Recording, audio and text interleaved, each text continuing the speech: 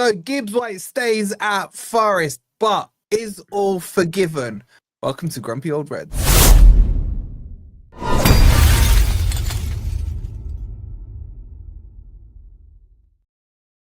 Evening, everybody. Hope you're doing well. Good evening. Are you doing an ant here? You cutting the intro? I hear it. I hear it. Okay. Again, take two. Evening all. Hope you're doing well. Hope you've enjoyed the last 12 hours. Hope you enjoyed the video earlier on the Spurs fans' reactions. If you haven't seen it, check it out afterwards. Because Morgan Gibbs-White is staying. Now, that is one side of the discussion. That's the we troll Spurs side of the discussion with it. Hold that, Spurs. Hold that, Levy. Yeah? Don't mess with Marinakis. But we're here amongst family. Is he forgiven for what he's done? Because we cannot overlook the fact that he did twerk for Spurs, that he did agree personal terms. There was plenty of rumors saying medical was booked. Is it forgiven? That is the question. There's a poll up in the chat. There's also the link to the Discord where you lot have been discussing it all afternoon. I've been loving reading what you guys have been saying there. Make sure you've joined in there. Shout out to everyone. And I think there's already like 400 of you chatting away in the Discord. And let's jump into it. Who wants to kick us off on this one? Go on then. I'll start. Go on. Oh, go on then, Tom. By the way, shout out to Tom. We got Tom in the house. Big up to Tom, figuring out how to use a microphone. That's why we were late. Covering for Ant's excuses. Go on to Tommy boy. How you seeing this Gibbs-White? Because we haven't spoken about it. I'm intrigued to know your stance. We haven't. But I've just in my head, I imagine Gibbs-White, his agent, doing what they're doing, flirting with another club, doing like it's like having a girlfriend that's like gone out and she's flirting with someone else. It's not a done thing. And then you come home and you realise what she's done and she has to apologise. I imagine Gibbs-White on one side of Marinakis, his agent on the other, him zooming Levy, but he's got both hands on both set of testicles either side. He's like, right, boys, we're going to speak to Mr. Levy. And Levy will answer the phone and Marinakis will be like, Nere, I heard you want to steal my best player, or one of them. He doesn't want to go, isn't that right? Morgan and grabs his testicles. It's okay. And then he says to the agent, he says, well, yeah, the 60 million discussed, it's irrelevant now, isn't it? And she squeezes the testicles on that side. And he's like, oh, yeah, you're right. I shouldn't have done anything. It wasn't me. I'm really sorry. How about that new contract? Yes, goodbye, Mr. Levy. Stachidia. That's what he would have been saying. That's what I think happened. So is he forgiven? I've got an image of it now. But that's what I think happened. And I think he shouldn't be forgiven. It's like if your wife went out and was flirting with a bunch of other guys, found one that's not as good as you, that doesn't have a good as job as you, that's not as attractive as you, that kind of has the similar sort of budget, but really doesn't spend it so often. And then you come home, you found out about it. Well, you're just going to go, oh, all's forgiven. You're going to go, darling, I understand that you've made mistakes and it's not good, but listen, let's renew our vows and start again. But you don't really trust her 100%. That's a good point. It's a trust thing now, isn't it? It's the trust thing. Because he's shown his hand. He's shown his hand. Are you with Tom on it and his analogies? You think you got to take into account all of that, haven't you? Because I said there's no smoke without fire. So if it was somebody did light something, whether it was him or his agent, or his this is what triggered all of this. But for me, the saga's over, and that's the most important thing because it could have dragged out even longer. It shows that, I mean, Spurs spent the last 2.5 weeks all in on this, and they've got the biggest egg on their faces that you could possibly imagine. And it couldn't happen to a better bunch of fans or owner. But from our point of view, I'm just glad that the saga is over because let's take into account what was on the table. The valuation was nowhere near what any of us would put on MG Dub, even Marinakis or Nuno. None of the club would not have put that valuation on him. So we weren't happy with the valuation. We weren't happy with the club that he was linked with. And there's been no one solid coming in to replace him. So all that taken into account, I think this is the best case scenario, to be honest, for him to sign a new deal and for him to commit himself for the next couple of years at least. I said this going into it. If anybody's coming into the season with 2 years left on their contract, and then not signing a new contract, we should be looking to ship him out. And MG Dub, I think, was the only player that fell in that bracket. Now we signed that deal. Let's hope he gets his head down and does his job. But I just fear that there was a lot of upset fans. There was a lot of snake comments towards him, and he would have read them. He would have seen them. He needs to do a lot to win the fans back. But I think the fans are right. Everyone's right to have whatever opinion they want. But I think the fans who are still upset with him have a right to feel upset with him because of what led to this entire saga. I'm glad it's over, but it did start from his camp. So he's got some explaining to do maybe, but he has to do it on the pitch. I'm not bothered about what words come out because we've discussed this over the last few weeks as well. It doesn't matter what they say. It doesn't matter how committed they say they are. End of the day, it's money talks and bullshit walks. And that's true of any player, any professional. And we'd be the same. We would be holding out for the bigger paycheck as individuals in our own lives, in our own careers. So I've got nothing against him doing that. It's just the way it's happened. And I think it will take a while for the Forest fans to really get fully back on board with him. I, for one, I'm glad it's over. And I've just got to look forward to the next season and hope he now delivers what he should have been delivering over the last couple of seasons. Crypto, you're in, mate. Go on, Ben. Go on, Ben. You're muted. You're muted, bro. Rightly so. Yeah. Can you hear me? Can you hear me? Yeah. First of all, I just want to say, whoever made Owen a mod, that means I'm probably going to get banned from the chat now. Yeah. Just, me and Owen have got a beef that goes back like 4 years. Shout out Owen. I think on the MGW situation, I do believe that he is a so-called professional, and I think even when you see him in the preseason yesterday, like you see him getting riled up with the referee, you can tell that it means a lot to him to be on the pitch, to be in the team. Everyone thinks highly of him. I think it's good for the club. I don't really agree that we should, we've heard over the weekend from Forest that Marinakis wants to build the team around Morgan Gibbs-White. I'm not sure if I agree with that, but I can't falter Marinakis's determination and commitment to the club. Like, he has got this sorted out. You can, other clubs would wish for an owner like Marinakis. Mm-hmm. I just hope that Morgan Gibbs-White wants to be there. And I'll give you an analogy, right? So this will probably send everyone to sleep. And I'm sure everyone experiences this, same my sister, etc. When you're in a job, if I think back to a job when I was working in London, when you get to a point where you no longer want to be there, something's not necessarily bad, but you think you can do more, you want to change, you want to challenge, etc., etc. You go out there, you find another job. Often they offer you more money because that's one of the reasons you want to leave. And then you come back to your original employer and you say, I've been offered a job. It pays whatever, $5,000 extra a year. I'm leaving. And then your current employer says, well, we want to keep you.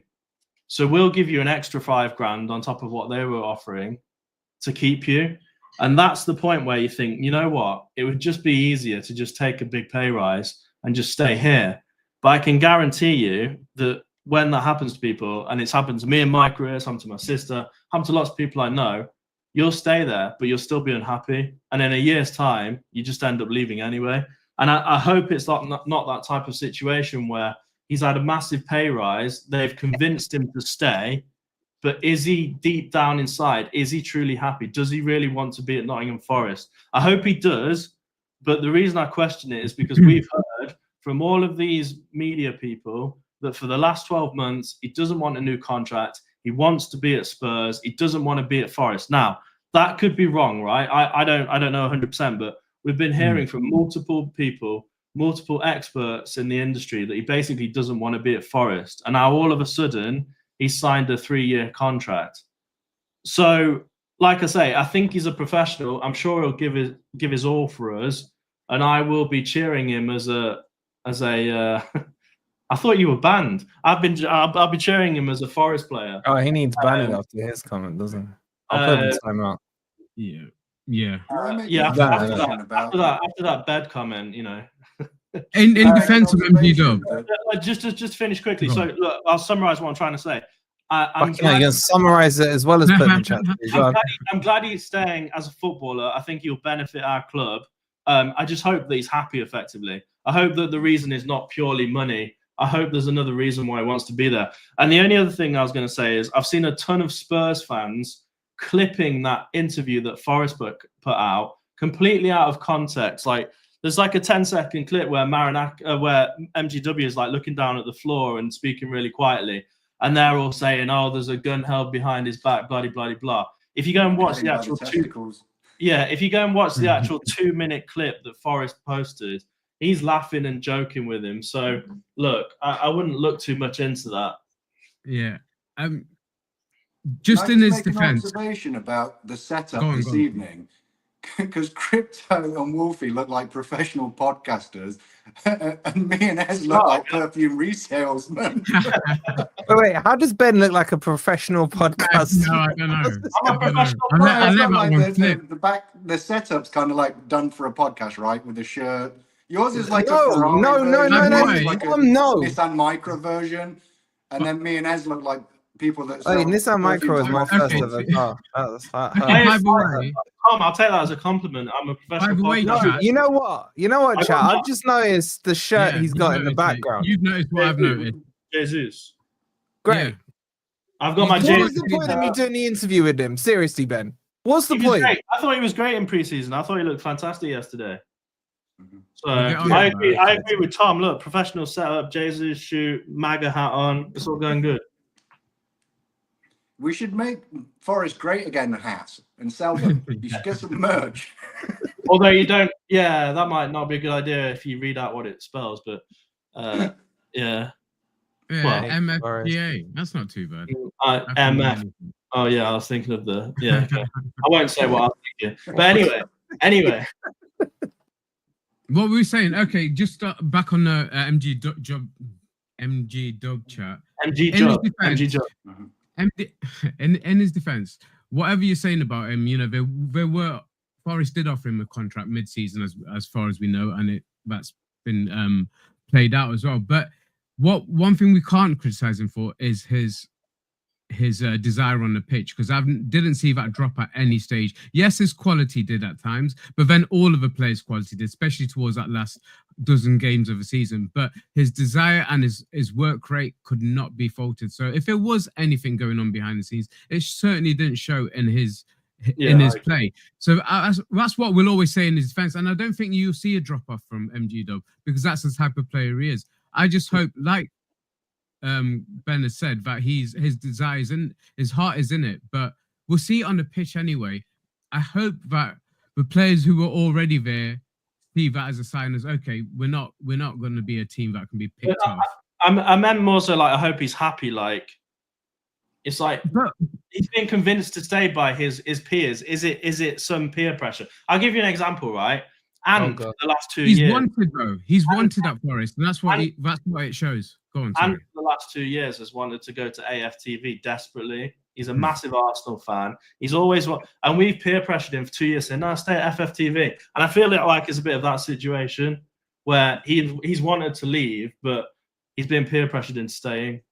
Well, I fully disagree with what Ez has said, but just before I do, the Lionesses, were they playing today? Oh, did they win? There's some final. Congrats to the Lionesses. I'm not going to lie and say I haven't watched any of it, but yeah, I'm sure they did a fantastic job. Then something went to penalties or whatever. I've seen a few penalties, that's why we have viewers, shout out to Frederick with the 65 Swedish Corona, I think. He says, an offer from the Greek father is not negotiable. Love that line. I love that line. You've nailed it with that line. MGW belongs to Forest and is not going anywhere. Wonderful to have such an owner. Bro, I'm telling you right now, right? I have spoken to so many rival fans. On air, they're Marinakis this, gangster that.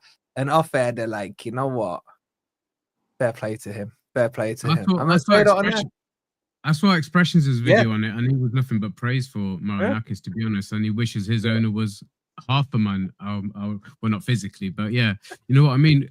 So he is getting respect, and we will touch on Marinakis because there was some of the fan base a few weeks ago had twitchy asses, didn't they? They were a bit against our owner a little bit, so we will touch on that. But yeah, go on, carry on with the super chats. Yeah, big up to Granddad Steve as well with the £5. Much love to you.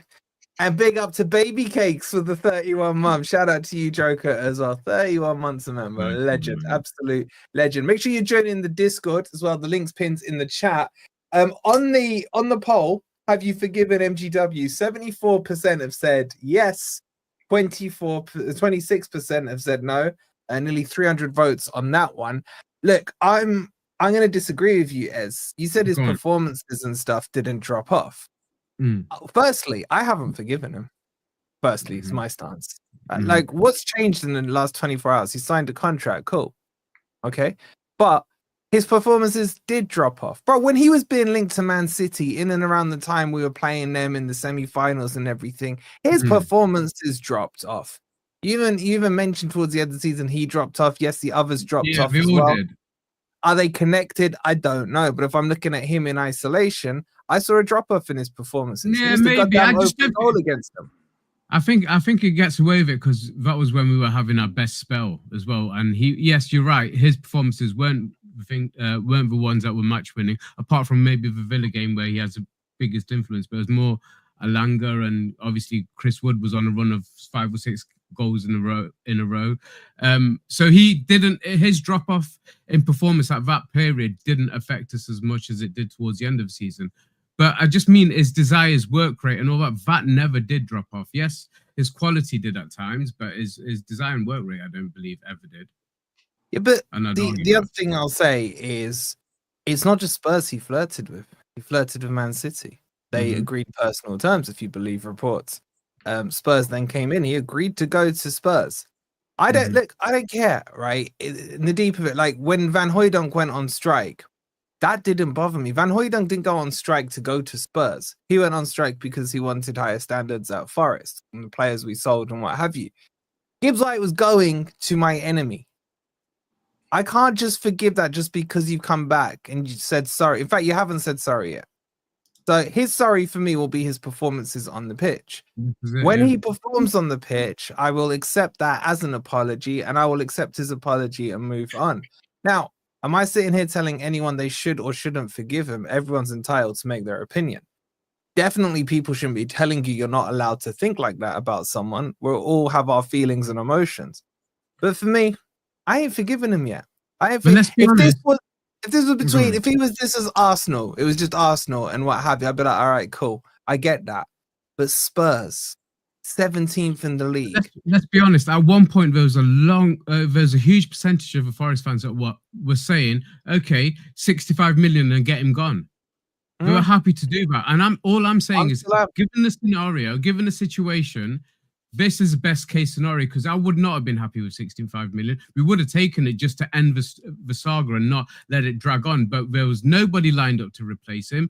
The valuation is nowhere near what he should be valued at. And for it to turn into him actually, it's not effectively a 3-year contract. He signed a 1-year extension effectively and got a pay rise throughout the remaining 3 years. But that's the best case scenario for what was on offer. If it was a higher, if it was 85 million on offer, hands down, I'm accepting it. I don't care who he goes to. But the money was wrong. There was nobody coming in, and for him to then turn around and, because I didn't think he was staying, I didn't see any sign of him staying. For him to turn around and do that, I think I'm happy with it, mate. I'm not saying I'm not saying I wouldn't have seen him go and been happy with players coming in and replacing him, because I said to you, I think it gives us a chance to move away from his playing a number 10. But he is staying, and considering what was on offer, I think that's the best case scenario for us. I'd argue with anybody saying I hear what you're saying, and I'm not here to say no to that.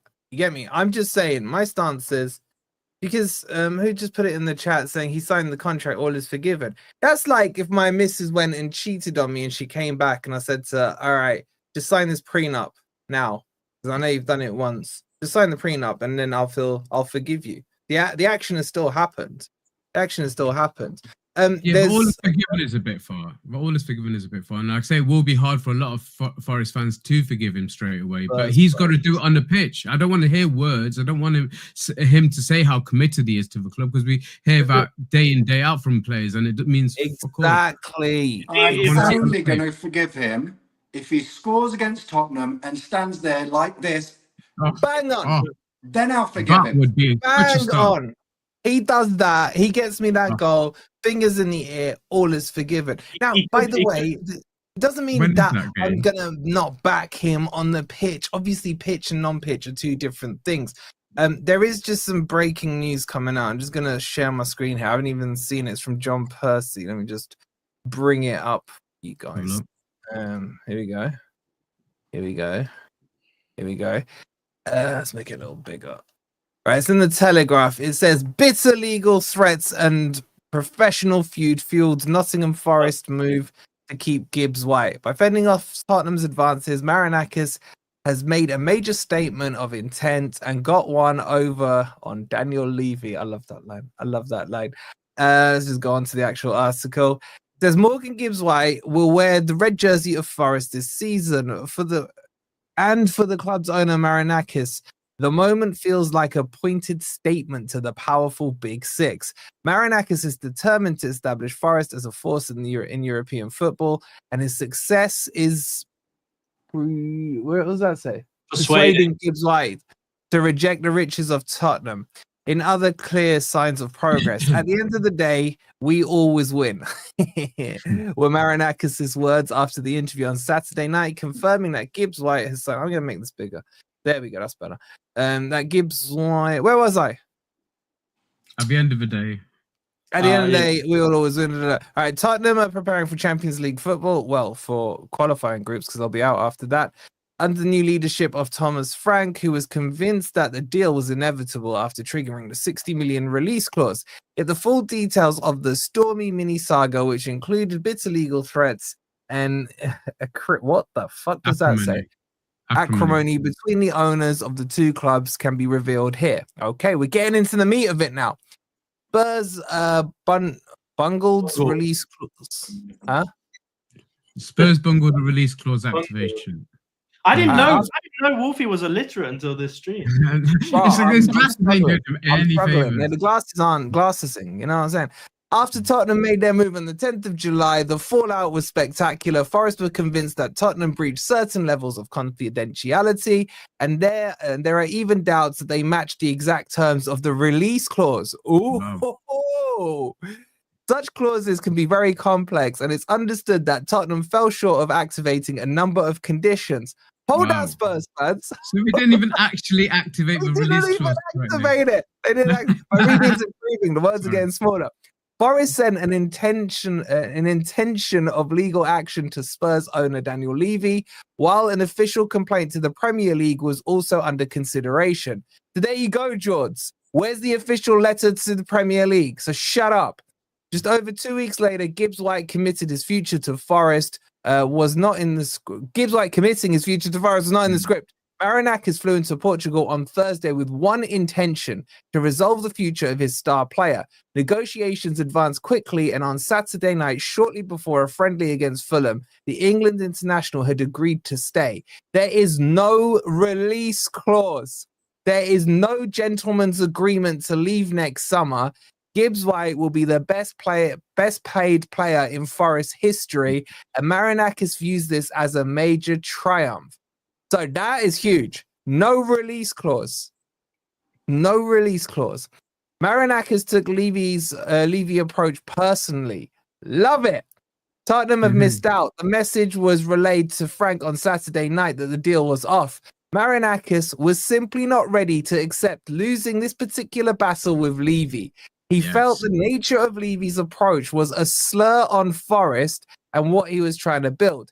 Gibbs-White is relishing the start of the new season and the team spirit, which has defined their evolution under Nuno, cannot be discounted. 25-year-old has behaved impeccably as the saga unfolded. There has been no strike action, mysterious injuries, or threats of transfer request. He is reported for training as normal, and while many will argue That should be a prerequisite. Other Premier League players caught in similar situations have not always responded in that way. Isak could be an example. Gibbs-White partner Brittany is also dealing with a private issue, which has provided a difficult time for both. Yet Gibbs-White still flew out to join the squad on Wednesday night at their training camp near Faro. He returned home shortly after the friendly against Fulham with his future all tied up. Statement deal restores faith in future plans. Marinakis has also left the Algarve.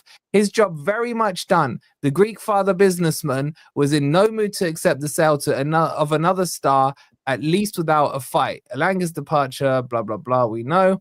When news of the Spurs bid, fans even question Marinakis over why the fee was so low.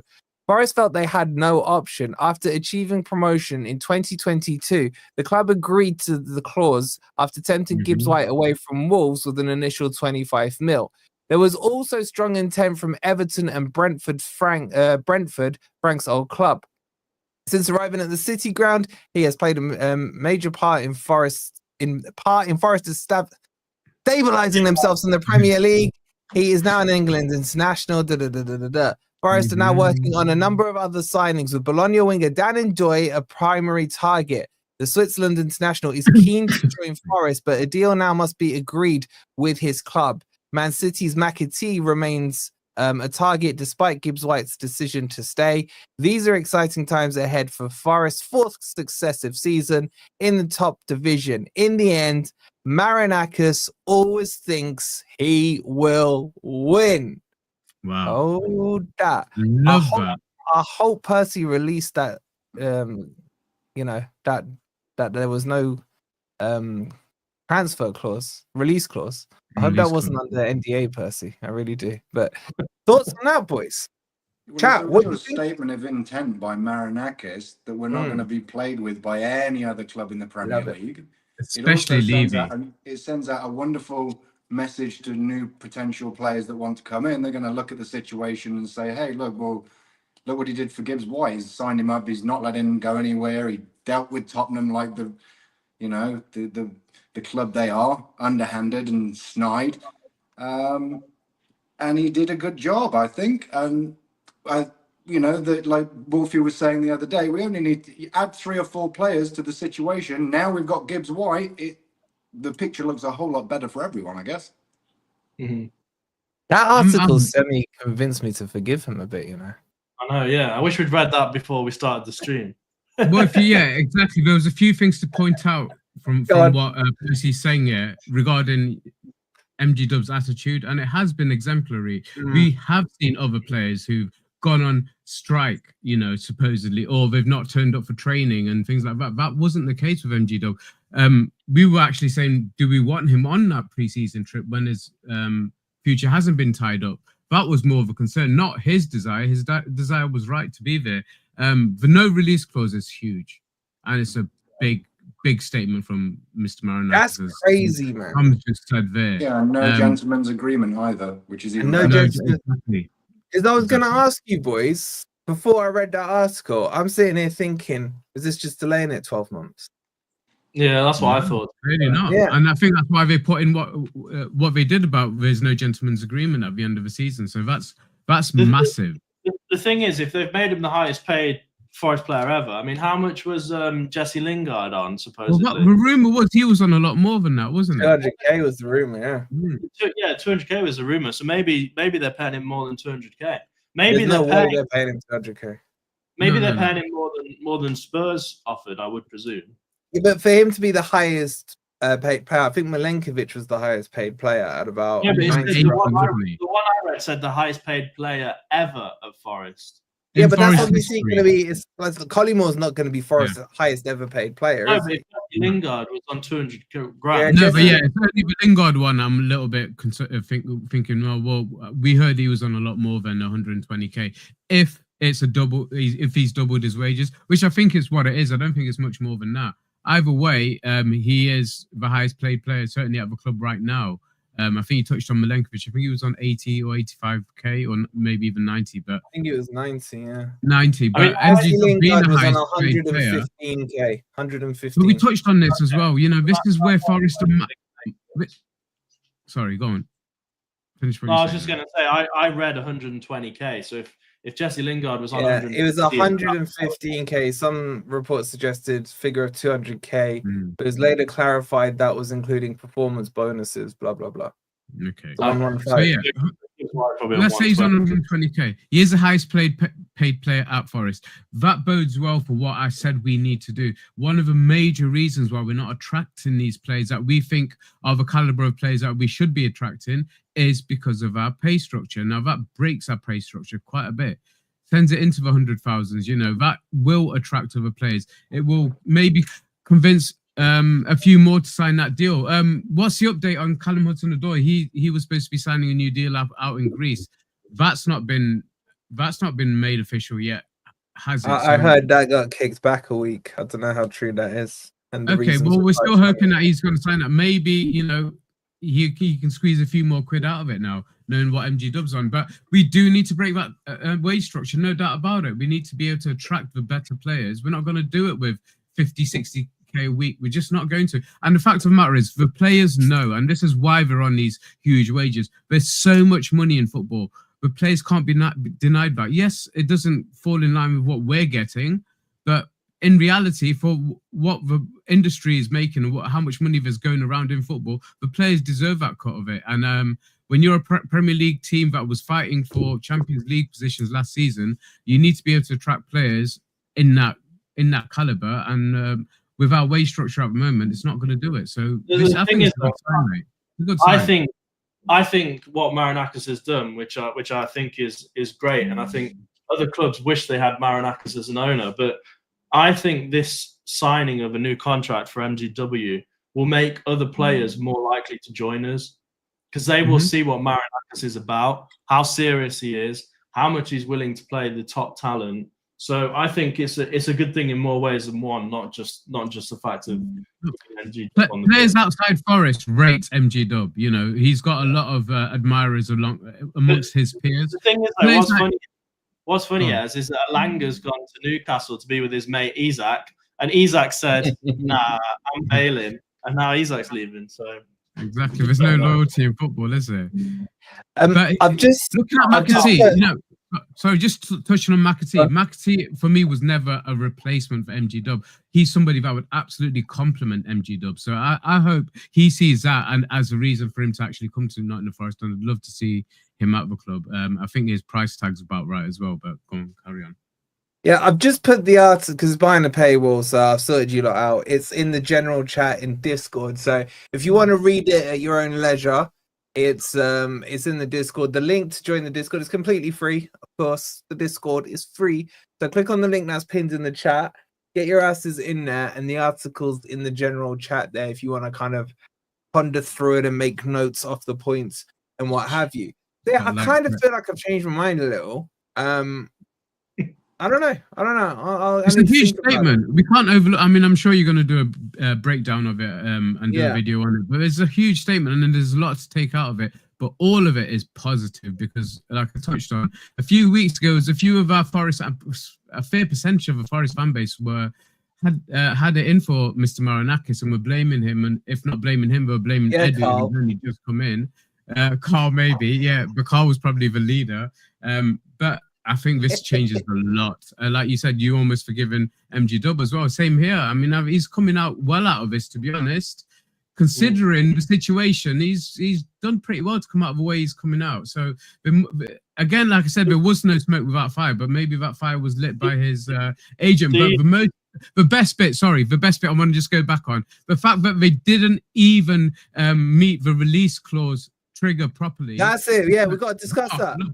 We need to really dig into that. Do you think that in some alternative world, the guy who's actually benefited the most out of this and effectively done it on purpose is his agent?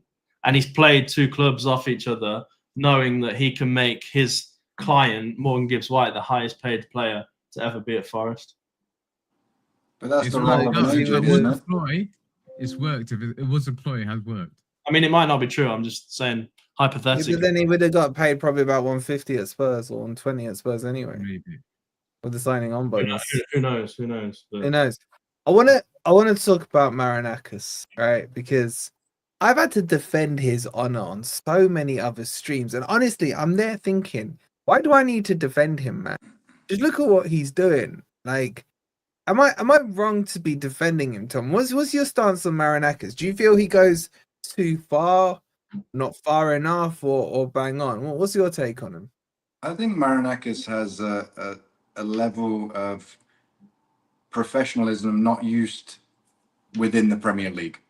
He's not like any other owner or manager or situation that you find. He gives everybody that works for him a little bit of rope.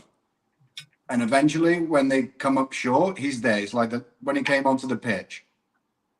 He's there. He's like, I've had enough of this. I'm too frustrated. I'm not going to put up with this.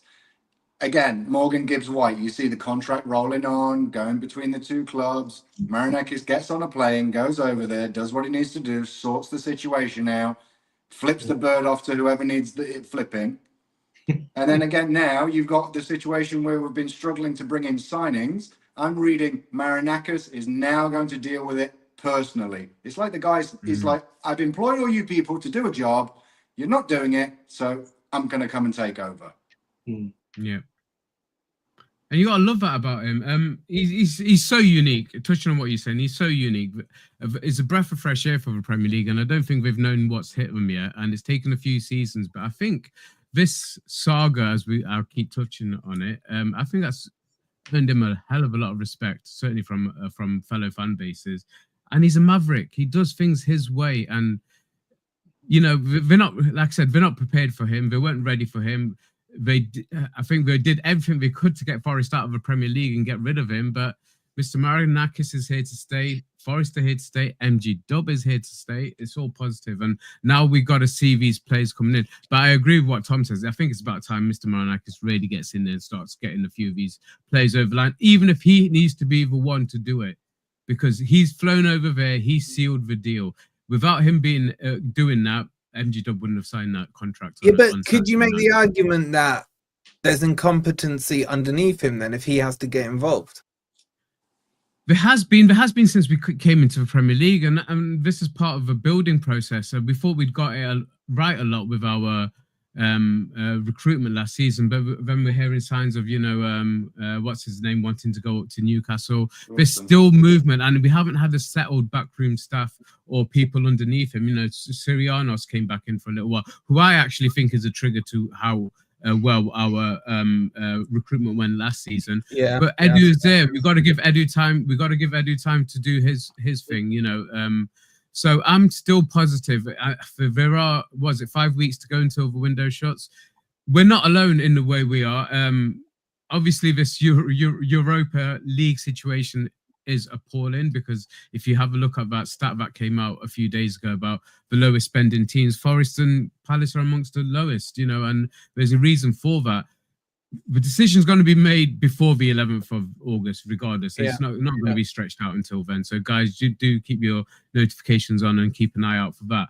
But I think once that is sealed and decided, I think we'll see it really go ahead. There's got to be players that we've got lined up. We're not going into this blind. We had a whole summer to look into this. There are players lined up. I just need to see a few more now sign the on the dotted line, and I think MG Dub staying is a huge boost for that, for players coming in and players wanting to stay. So we'll see what happens with Cho's contract as well. But we've seen Aina sign, we've seen William sign a new contract. Maybe there'll be a contract talks for Murillo as well. We need to, you know, maybe offer him a little bit more money. Murillo's done one. He's done one. Yeah. Oh yeah, he did it. He's signed an extension, didn't he? So, yeah, that's another one that we've nailed down. So that's the important business that we needed to do. Yes, we lost Elanga, but if we'd lost MG Dub as well, I think it would have been a disastrous window. Do you think that's part of the delay? They don't know what's happening with Gibbs-White, and it's like, you've got, okay, this is plan A if Gibbs-White stays. We'll buy this winger and this winger, but if he goes, then we've got like another 300 million in terms of PSR. We're going to go after this one. So let's just sort his contract out. Once that's done, on to what we're going to buy. Do you think that's something? Yeah, because I think that when Marinakis comes out and says we're building the team around MGW, that to me says we're going to still play 4-2-3-1, because I don't think you'd build the team around just a centre midfielder, but you may build a team around a cam effectively, like he plays as. So now they're going to have to go. That's probably why Marinakis is getting involved so much in this Ndoye thing, because now they realise they need that winger to make this formation work. The only other thing I was going to say is there's a famous saying, I'm not sure of the exact wording of it, but it says something, and it's not just relevant to Marinakis, but it's relevant to this channel as well. If the wrong people hate you, you know you're doing the right thing. Good work. But actually, touching on that, because we saw a formation. I'm going to totally discount the first half. You got to literally count. Because you didn't watch it yet. You didn't bother watching the first half. Facts. That second half, I did see some really good signs, and especially with two up front. So we'll touch on that, and I think MG Dub has got a role to play in that new formation. But that was interesting to see Jesus make his debut yesterday. Thought it was a little bit tentative to start with, but once he got into the game, I think his confidence grew, and I saw real good signs of there could be a partnership between him and Chris Wood that could work going into a season. But at the moment, we've just got a first team. I don't see a second team behind it. I don't even see any reliable backup on the benches. So that's something we really need to work on. But I did see some good signs yesterday, definitely in that second half. Well, you would go over to an absolute ball. Yeah, well, I liked it, mate. I liked the way they played off each other. Once Jesus got into the game, his confidence grew. He wanted the ball. I thought he was very good. And Tangare, yeah. Random's just mentioned it. If in any given season over the last 20 years, any club in the Premier League had gone and bought a Brazilian international number 9, there would have been, this is the greatest player, he's going to be the next Romario, Ronaldo. We've probably got someone of that ilk, and we're kind of like, oh, it's just another cheap buy from Brazil. Facts. If Igor Jesus had gone to Real Madrid instead of Forest, they'd be talking about him like R9, innit? J9, they'd be calling him right there. I agree with that. I've got to say, based on the actual game yesterday, I thought Wood and Jesus linked up really, really well. We did, didn't they? I saw signs yesterday. I really did. It reminded me a bit of how he used to play with Elanga, really. Like, he must have passed the ball to him several times. It was pretty impressive, to be honest. Obviously, we still need wingers, but at least that shows that if someone gets injured or if we have to play in another competition, we do have options. So, but Sangare was fantastic as well. He was exceptional. Sangare is going to be a really, really good player this season. He looks exactly like what we've missed, like controlling that midfield. He takes the ball off people. He's calm. He's collected, and then he just makes a dinged pass down the pitch. And 90% of the time, it ends up at one of our players' feet. So he's going to. There was a time where he had 3 players on him, and he just pushed one off, turned on the inside. He was brilliant. And all preseason games I've seen him in, and the end of last season, he was really good. And the other comment I was going to make on yesterday's game is Taiwo looked like he hit a bit of a purple patch mid-game. He made a lovely 1-2, made a fantastic run, and nearly scored. I was sitting watching TV, WKD in each hand. I couldn't believe it. I nearly dropped both my drinks. Bro, he was on the Xbox controller. That looks good, and then it was like, oh, it's Taiwo. Yeah, no, when he did that fake kick in, I thought I was watching FIFA, man. Fake kick in and toe punted it towards the keeper. It's absolutely crazy. I just got to catch up on some super chats. We got over 500 of you guys in here. Shout out to you guys. But the likes, pretty bad. 162 likes, right? Get it up to 200. Hit that like button. Get your asses into the Discord as well, because this conversation, like, it was going on to like 3-4 in the morning yesterday. So make sure, and it will probably tonight as well. So get in the Discord completely free. Let's do some super chats. Shout out to Tony with the 31 months. Big up to you, Tony, the absolute legend. 1865 with the £2. He goes, nobody F's with M. I think we all know what that means. Couldn't agree more. Shout out to you, 1865. My guy, Poison Soup, says with the £2, Marinakis is a G, but still blame him for Elanga. I do actually agree with that. I think in hindsight, with them potentially selling Isak, we could have put 10 to 15, maybe 20% on that price tag. But obviously the circumstances were different. You look like you're about to say something else. No, I think that's a difficult one to look back on, to be honest, because we know about the Isak situation now. I think in hindsight, yeah, absolutely, we've undersold ourselves. But that deal.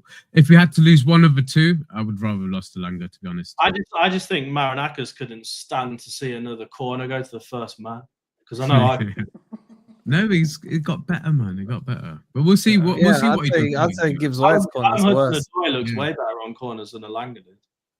Pal didn't look good on the corners. Poor kid, just kept it in the first man. But anyway, thank you so much, Poison. Chris with the £2, he goes, put Mr. Marinakis put Levy on his knees and spanked his ass. Facts, man. Facts. I think he got, you know what? He got Levy to spank his own ass. Marinakis, like, you don't even deserve me to lift my hand up. What do you mean, like tapping Tobes did? Was he slapping himself? That was brilliant. What was that one? If you haven't seen today's video, you have to check what Tobes did. Watch it in slow motion as well. Oh, you've done it in slow motion. You will, because I put it in slow motion. It was just like, oh, that was so inspired of me to put it in slow motion. Shout out to you, Chris. Huh? And then,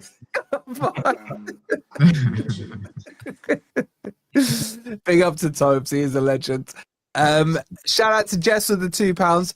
She goes, down with the Cartel 6. This is a win for football. I've been saying this, Jess, to the Newcastle fans. Take inspiration from us.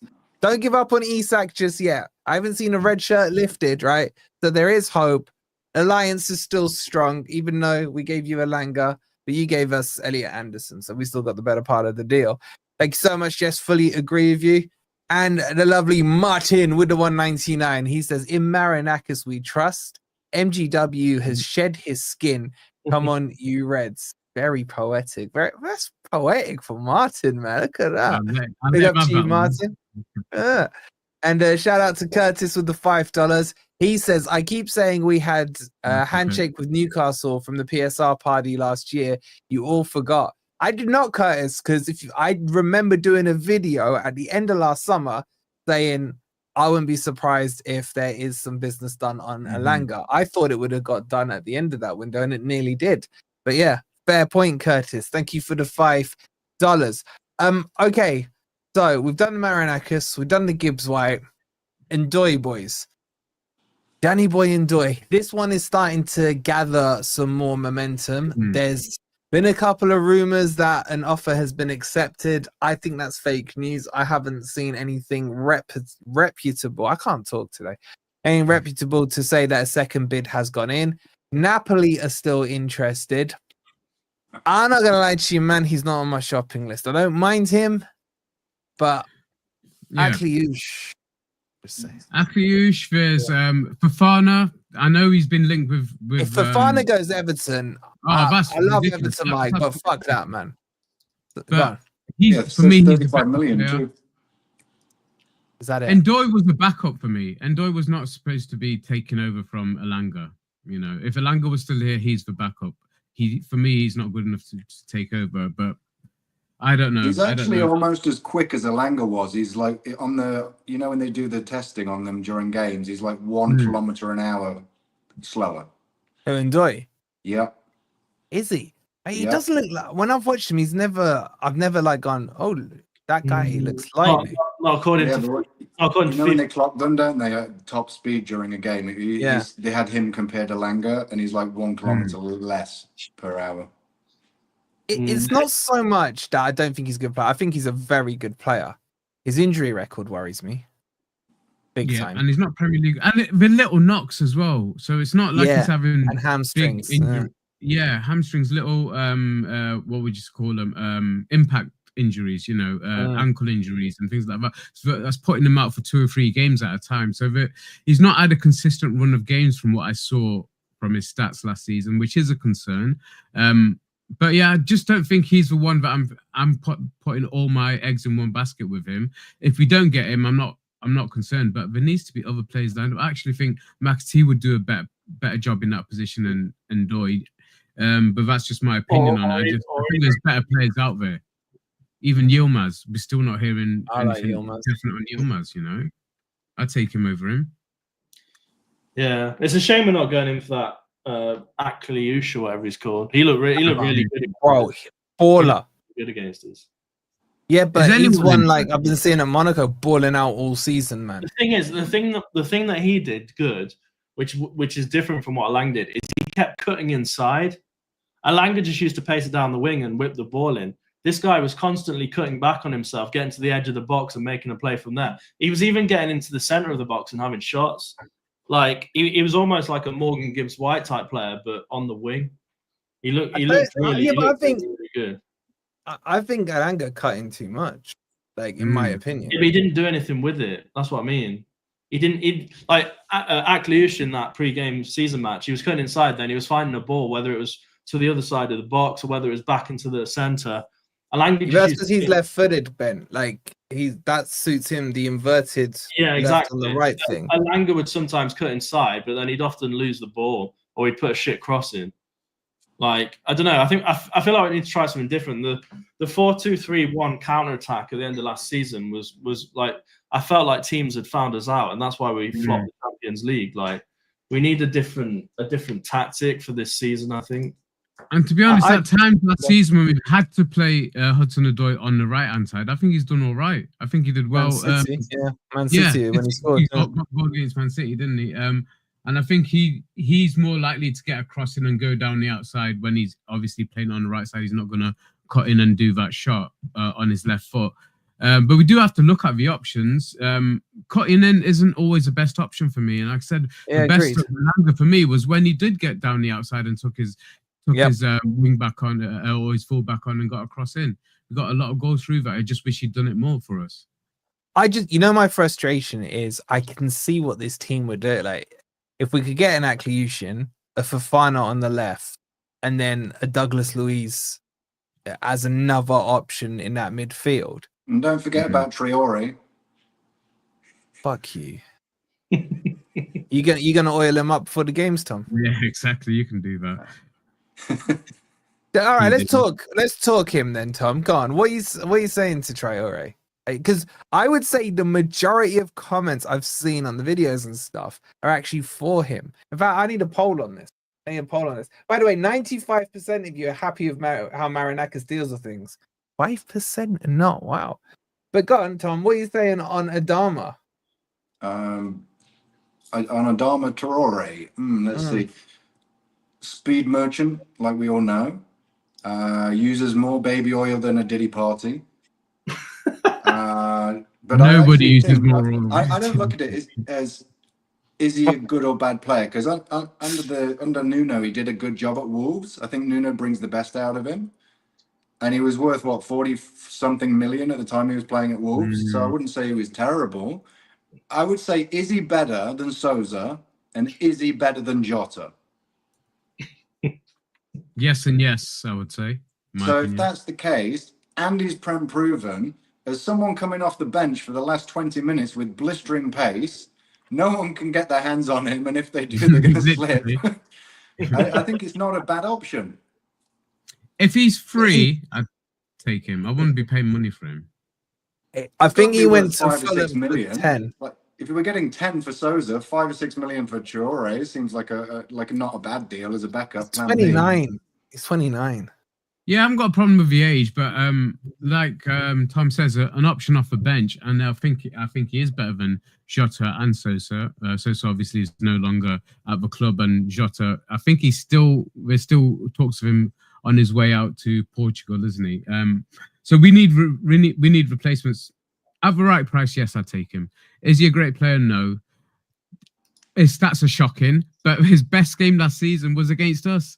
It's yes, like, bloody hell! He's finally learned. He's finally got an end just said it in the comments. Owen said he's right. He absolutely cooked Nico Williams that day, man. He got crosses in. He hit the target with his shots. He was a real threat. I think they got the most crosses in that game, and certainly up until that stage of the season of any team in a Premier League game, and he got half of those. So that one game made me think actually maybe he's managed to sort things out. But yeah, his age shows that he's not really going to progress anymore. There's no value in him long term. But as a bench warmer, an option in Europe, fill out the numbers. Yeah, he's not the worst, and obviously Nuno knows him as well. So I don't think he's a bad player either in terms of in terms of team building. I don't think any players have said anything bad about him. There's no dressing room bust ups that I've ever heard of. So I think he'll I mean, who would bust up with him? It's like, what idiot would do that? Seriously. Yeah. Him and Bolly, man. Our style of play, doesn't he? He's not having to come in and be taught the way that we play. He already knows. That's a fair point. Yeah, that's a fair point. He just reminds me, I don't know, a bit Forrest Gump like. I just feel like he just runs, get to the byline, and he doesn't know what to do in any attempts to crack across. That was Elanga as well, though, wasn't it? For a lot of his time at Forest, we called him a headless chicken at times. That his football IQ was poor. It was only really spells that he had at Forest that made Elanga. Fucking hell, Russell, you're covering for Rob now, are you? He raises the floor.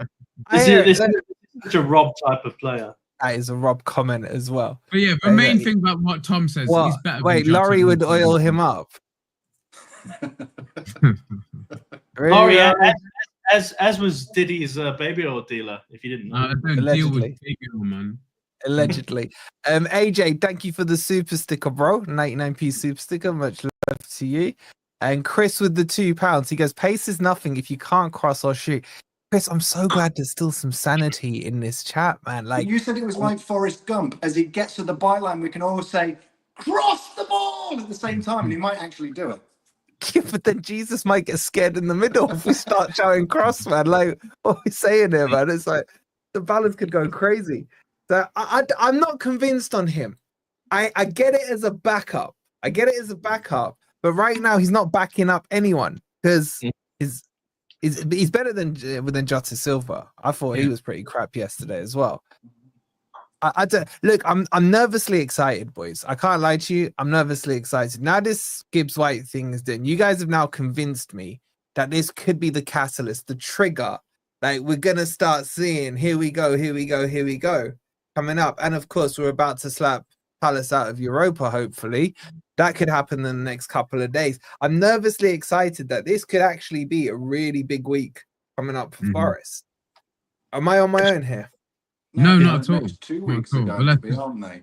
We're in that part of preseason where he's playing half the side in the first half, half the side in the second half. The next few weeks, we're going to get to that point where we're going to get to that point, aren't we? Where it's like you've got that full 70, 80 minutes of players coming through. So I think if we can pull into a 3, add that into the squad, I think we're going to be in a good place by Brentford. I think. I do think that MGW is a catalyst, but I also think when we know about Europa, as in 100%, that will be a big, because that one, it opens up more money for the club in terms of what we'll potentially win, but 2, it will give you a bigger pull. Like the Europa competition is much bigger than the Conference League. The Conference League is, if I played the Conference League on FIFA, I'd just skip it. I just sim it. It's shit. Yeah. But Europa is like, at least there's some worth there. So absolutely, yeah. That's a huge decision, obviously. But there's something else I was going to ask you, Wolfie, because we're waiting on something. It's totally gone from my mind anyway. Let's carry on. I'll think of it. There's something I was going to ask you, but I can't remember. I don't know. It's Paul saying Tom's got all that baby oil on the shelves behind. That is a lot of baby oil. All right. I think we covered everything. I will do a transfer video for you guys. It's tomorrow Monday. Yes. Yeah. Start of the week. I've still got a couple more Spurs fans that need cooking. They know who they are, and they'll be getting some cookings tomorrow. Listen, I'm going to send you over to Talking Reds now. Where they're probably going to be talking about all things. Well, they are talking about all things Forest. I need you in the chat to spam Spursy in the chat, right? Make sure you subscribe. It's a Forest podcast if you haven't heard it before. Greg and Rich are doing a fantastic job there. They're well over 1,000 subscribers now, so go and show them some love, man. They're one of us, as in one family, Forest family, and all that. So go in, but spam in the chat Spursy, and that will make them smile. So let's get Spursy spammed in the chat. We'll be back tomorrow. And by the way, Ant is still on disciplinary leave. He'll be back shortly. Big up to Tom as well for coming on all the way from America with all his baby oil and everything else going on. Yeah, And sure. yeah, we will see you tomorrow. Get Spursy spammed in the chat. Let's go and invade them. Come on, you Reds. You Reds.